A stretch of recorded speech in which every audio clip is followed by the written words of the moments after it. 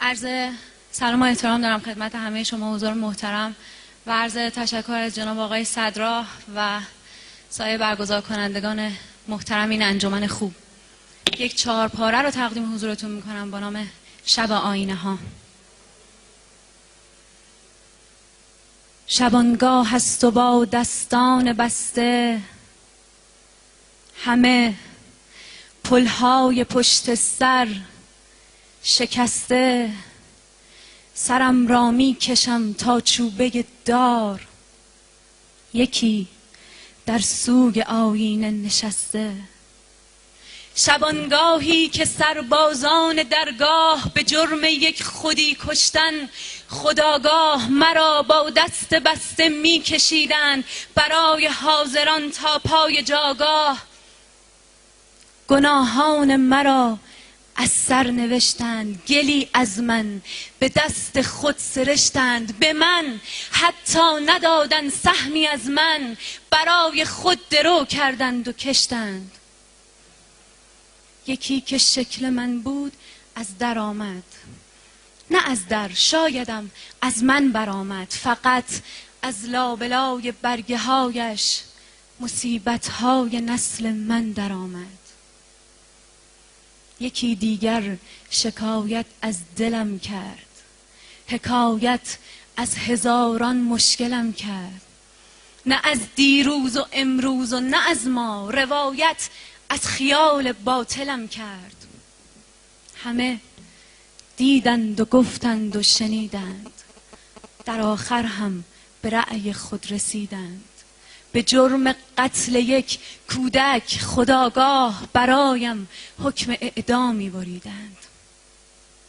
من و آینه ها در ماتم شب، همه جانها گذشته از سر لب. زبان وا کردم و از درد گفتم، از آن جانها که می سوزاند این تب. گناه کردم گناه بیگناهی، گناه ساختن روی تباهی. مرا جنگ فلک از پا در آورد، فلک دریا و من هم مثل ماهی. نه امشب حبس من پیوسته بوده، تمام عمر دستم بسته بوده. نبوده راهی هرگز تا به مقصد، اگر هم بوده مرکب خسته بوده. دل سرخم سر سبزم فنا کرد، سرم از تن حسابش را جدا کرد. نباشد پای چوبه زیر آب است، سری که هی دو تا 4 تا کرد. همانها که مرا سرباز کردند، سر از درمان زخمم باز کردند. هر آن زخمی که مانده گشت تومار، همانها وقت غم سرباز کردند.